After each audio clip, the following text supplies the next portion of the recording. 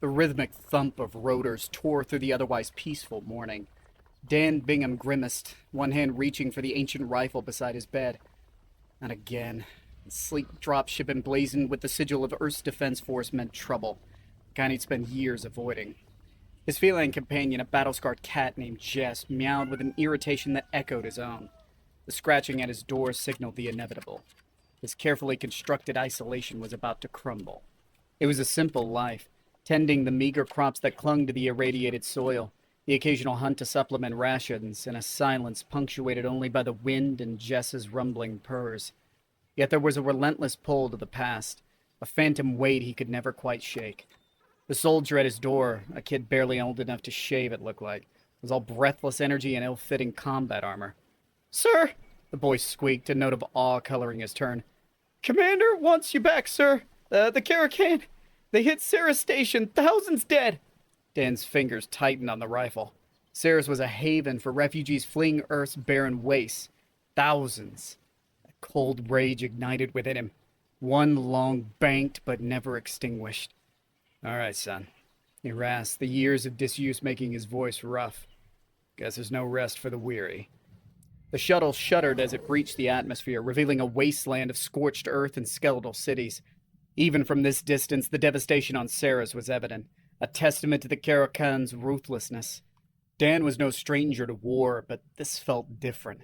There was a calculated precision to the destruction, a terrifying efficiency that surpassed the brutality of any human conflict he'd endured. "Caracan ship sigil, sir," the pilot murmured, his eyes never leaving the targeting screen. "We never stood a chance." The undercurrent of fear was barely concealed. Dan snorted. "Never underestimate a cornered animal, son. Humans have a nasty habit of biting back." He disembarked at the makeshift command center, a whirlwind of activity amidst the chaos. Survivors, faces etched with shock and despair, were being herded into medical tents. The stench of burnt flesh and ozone hung heavy in the air. The commander, a grim-faced woman with streaks of silver in her close-cropped hair, met his gaze with a grim nod. "Bingham," she grunted. "Figured we'd have to drag you out of retirement sooner or later." A flicker of something akin to respect sparked in her eyes. "The Caracan, they're not what we—" She faltered, as if she was searching for the right word. "Expected." "I saw the scans," Dan interjected. "Cold-blooded, efficient. Never seen anything like it." It wasn't a question, but the information he sought was laced within the statement. The commander gestured to a holotable displaying the tactical feed. "Fast, maneuverable warships, energy shields that deflect most of our conventional weaponry, and..." Her voice hardened. "They're not taking prisoners." Waves of unease echoed through the room. Whispers of extermination and end of days hissed like serpents, a testament to the chilling fear that had gripped what was left of humanity's forces. Dan felt a surge of disgust mingled with a cold determination. He'd danced with death before, faced horrors most could never comprehend in their darkest nightmares. If anyone on this godforsaken rock stood a chance, it was him. "Let's see what these bastards are made of." He growled, the words tasting like steel in his mouth. The intel was grim. The Caracan were relentless, advancing with a speed that had taken the defense force by surprise. Outpost after outpost fell, each loss a blow to their dwindling resources and fragile morale. Dan buried the ghosts of his past losses, forcing a ruthless focus on the present. The Caracan were playing a game they thought they had mastered, but the rules were about to change. "Spread the word," he rasped to the wide-eyed comms officer. "I want every able-bodied survivor topside, armed and ready. We're going to teach these aliens a lesson they won't forget. A lesson that humanity doesn't go down without one hell of a fight." Dan stalked through the makeshift armory, Jess weaving around his legs with an unusual tension. He paused before a scarred blast shield marked with the insignia of his old unit. The Hellhounds. They were specters now, wiped out in a classified op that had nearly claimed his life as well. Yet seeing their sigil ignited a dormant fire within him, a reminder of the soldier he once was. A glint of metal caught his eye. He reached past the outdated laser rifles, ignoring the shiny new plasma weaponry favored by the younger generation. Nestled in the forgotten corner was a relic. A real gun, so ancient it was almost mythical. The weapon thrummed with a dormant power as he hefted it, a familiar weight setting into his worn hands. The soldiers who gathered on the ravaged plains were a motley crew. Weathered refugees, hardened veterans missing limbs, and kids who looked barely old enough to wield their weapons. They were a testament to humanity's desperate struggle. Dan surveyed them, the ghost of 1,000 hard-won battles flickering in his eyes. "Listen up!" His voice boomed across the desolation. They may have looked broken, but he saw something else. The same defiance reflected in his own soul. "The Karakan think they can roll over us, crush us like insects. They think we're weak, predictable. Well, today we change the narrative. Today we show them why messing with humanity is a death sentence." A murmur rippled through the crowd, building into a ragged cheer. Jess hissed defiantly, his fur bristling in tandem with the rising energy. "We may be outgunned," Dan continued, raising the railgun as a beacon of stubborn defiance, "but we're not outmatched. We have something the Karakan will never understand. The human spirit. We fight dirty, we improvise, and we don't give up. Not ever." He scanned their faces, seeing a spark of something dangerous and beautiful igniting.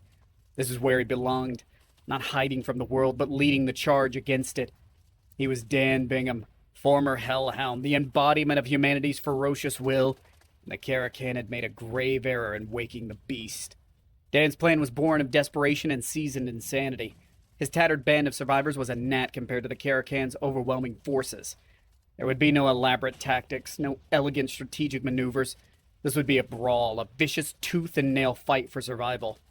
He divided his troops, sending small squads to lay a web of crude traps, the kind learned in the jungles and back alleys where formal training meant nothing. Snares fashioned from shattered wreckage, decoy convoys leading the enemy into minefields, and strategically placed explosives scavenged from downed ships. It was a patchwork defense, a testament to the grim creativity born of necessity. The heart of his plan, however, hinged on an asset only he truly understood. Each squad was equipped with a salvaged battlefield communicator, cobbled together from outdated tech meant to be obsolete decades ago. Their purpose was cryptic, a gamble built around a theory about the Karakan, a weakness Dan hoped to exploit. For hours, the ragtag force melted back into the ruins, leaving the desolate plains eerily empty. The Karakan advanced scouts, sleek fighter crafts, spitting beams of ionized plasma, found a ghost town. It was a lull, a deceptive breath before the storm. Dan hunkered down in a crumbling command bunker, the railgun cradled beside him. Jess, a comforting weight in his lap. His fingers drummed an unsteady rhythm against the cold metal table. "This thing should have been in a museum," he muttered, the flicker of humor a fleeting distraction from the knot of tension in his gut. It was a desperate wager, a roll of the dice with the fate of humanity trembling in the balance. Then, the sky tore open. The guttural roar of Karakan dropships sent tremors through the shattered earth. From his vantage point, Dan saw them descend, a swarm of gleaming metal, disgorging armored figures. They moved with eerie coordination, weapons poised as they swept across the blasted landscape, clearing the ruins methodically. That chilling precision gnawed at Dan. If the Karakan kept up this pace, his traps would be nothing more than minor inconveniences. "Now," he whispered, his finger finding the comm switch. A cacophony of noise ripped through the calculated silence. Scraps of old battle cries, defiant rock anthems, nonsensical warbles, even crude insults blared from the hidden communicators, a dissonant symphony echoing across the battlefield. The Karakan forces faltered, their orderly advance grinding to a confused halt. Dan's lips curled into a grim smile. The Karakan, with their superior technology and rigid strategies, had never encountered anything so chaotic, so utterly unpredictable. Their comms channels were alive with a panic buzz, the sharp clipped tones of their language filled with surprise and mounting alarm. The traps blossomed in a series of spectacular explosions, crippling a dropship and sending armored units scrambling for cover. But that was just the prelude, the first wave of chaos designed to sow discord. Dan's people surged from the ruins, not in an organized charge, but a reckless free-for-all. The old railgun boomed in his hands, each shot a testament to his honed marksmanship, punching through energy shields and shattering mechanical monstrosities. Jess, a blur of fur and teeth, darted amidst the confusion, his yowls a battle cry mirrored by the roars of the human compatriots. The Karakan, accustomed to clinical warfare, struggled to adapt to the onslaught.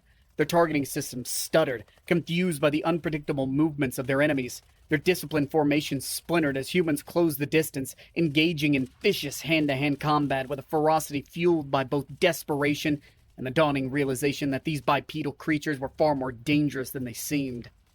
Dan moved through the melee like a specter, the railgun spitting death with brutal efficiency. Amidst the roar of explosions and the screams of the dying, he was coldly focused. He saw the subtle tells in the Caracan's movements that signaled an opening, the faint hesitation before launching an attack. More importantly, he saw fear flickering in their multifaceted eyes, the dawning horror that their prey had become the predator. The tide shifted, not in a grand cinematic reversal, but in fleeting moments of desperate valor. A Caracan squad pinned down by a hail of scavenged grenades, a hulking alien warrior laid low by a teenager wielding a sharpened piece of rebar, a dropped ship plummeting from the sky, sabotaged by its own malfunctioning systems. But Dan knew this was far from over. The Caracan, despite their initial shock, were a formidable force, their lines reorganized, their weapons unleashing a renewed onslaught.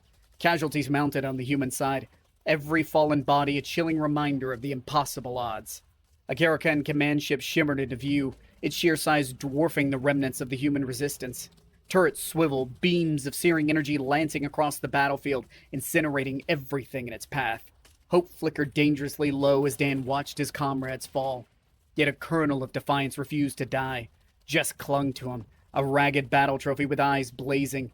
In his tattered band of survivors, he saw not defeat, but determination hardened into something close to insanity.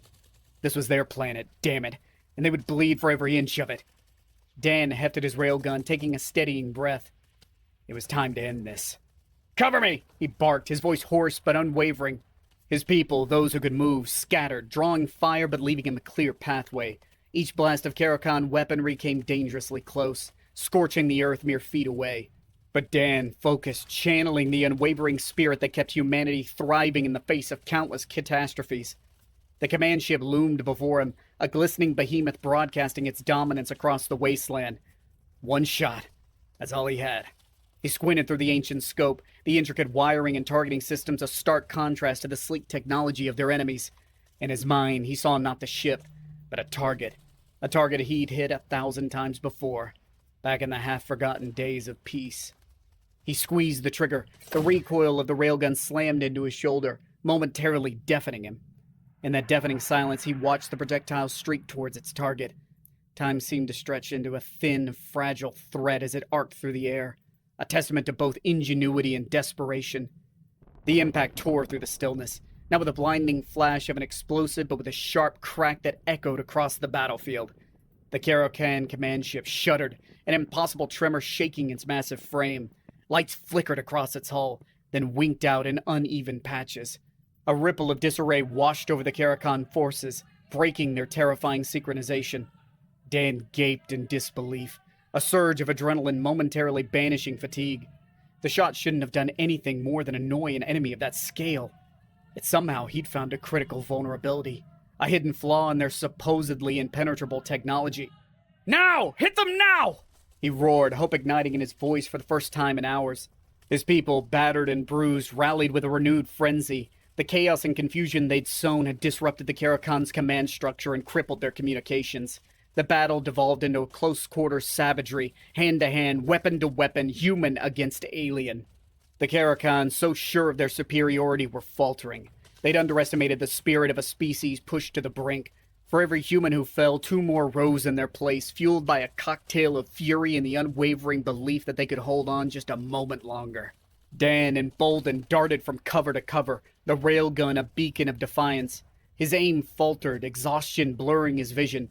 But it didn't matter. He was just one piece of a resistance that had awakened, proving to the galaxy that humanity was a hurricane in humanoid form. The sky darkened as the Caracan reinforcements arrived, yet the tide refused to turn again. It was a stalemate, a bloody, brutal deadlock bought with sweat and tears. And somewhere, perhaps within the crippled command ship or amongst the disoriented troops, the Caracan were starting to realize the horrifying truth. This fight, this planet, was not worth the cost. As twilight painted the battlefield in shades of exhaustion, the Caracan began a hesitant withdrawal. At first, it was sporadic, units pulling back to regroup under the cover of hovering gunships. But chaos bred chaos, and soon the retreat became a disorganized scramble. Dan sank to his knees, the railgun clattering from numb fingers. His body screamed in protest, his vision swam with the ghosts of the fallen. Around him, his people slumped against the ruins, weary yet alight with the exhilaration of impossible survival. Even Jess, normally tireless, lay in a panting heap at his feet. The battered command center flickered back to life, filled with static and bursts of panic communication. Yet cutting through the distortion was a crackling transmission, not in the clipped, harsh language of the Karakan, but in a human voice filled with both shock and awe. "Bingham? Is that really you?" Commander Graves' voice, normally so stern, held a note of bewildered disbelief. "What in God's name did you do out there?" He blinked and let out a ragged laugh that turned into a coughing fit. "I showed him why you never corner a wounded animal, Commander," he rasped. "Especially not one that bites this hard." Word of their improbable victory spread through the shattered defense network, a beacon of defiance in a sea of despair. The Karakan assault on Sarah's station had been repulsed, not through superior technology or overwhelming force, but through sheer, bloody-minded stubbornness. The fight was far from over. The Karakan would return, analyze their failure, adapt, but they would do so with a newfound grudging respect for the deceptively primitive species inhabiting a scarred, insignificant little planet called Earth. Dan, as weary as he was, couldn't help but feel a flicker of grim satisfaction. The universe had finally learned a hard and painful lesson. When war came knocking, humanity answered, not with surrender, but with the vengeance that would echo across the stars. In the aftermath, Dan Bingham did not become a hero paraded before cheering crowds. Instead, he slipped back into the shadows. He'd done his part. The tactical minds, the strategists far smarter than he, would chart the path forward. There would be more battles, more blood and sacrifice, but today, for this brief flicker of time, there was a precious gift he allowed himself: rest. His small dwelling, once a lonely refuge, was now filled with the hum of voices and the warmth of camaraderie. The veterans he'd fought alongside treated him with a rough respect he'd long forgotten he was capable of earning. New recruits stared in open-mouthed awe, their whispers filled with the tales of the battle-worn Titan and his ferocious feline sidekick. Jess, once a hunter of irradiated rats, was now feasting upon scraps of real meat, his contented purrs the closest Dan ever came to a victory song. The commander even visited, her grim face softened by a tentative smile. There was talk of strategy, of defenses to bolster, of inevitable future conflicts. Dan listened, offered the occasional gruff insight, but his mind was already drifting. He found himself drawn back to the battlefield, not as a soldier, but as a scavenger. The Karakan left behind more than corpses. Their technology held secrets, clues to their strengths and weaknesses. Among the wreckage, Dan moved with the practiced eye of an old predator, recognizing patterns missed by the bright-eyed engineers tasked with deciphering the alien hardware. It was gritty work, more akin to his past than any future glory that might await him. But in the silent hum of alien machinery, he found a strange sense of purpose. One evening, as the twin moons cast long shadows across the scarred landscape, Dan sat on a crumbling rooftop with Jess nestled against him. Below, the makeshift camp buzzed with activity, a vibrant defiance against the encroaching darkness. "We did it, old friend," he rasped, his voice barely a whisper above the desert wind. "Bought him some time." A rumble resonated in Jess's throat, the answer of a fellow warrior content with the day's battles won. Perhaps the next would be harder, the losses greater, but in that moment, as the stars glittered with cold indifference, Dan Bingham, former soldier, reluctant savior, knew a profound truth. As long as a single defiant human heart still beat, the universe's worst nightmare would never truly sleep.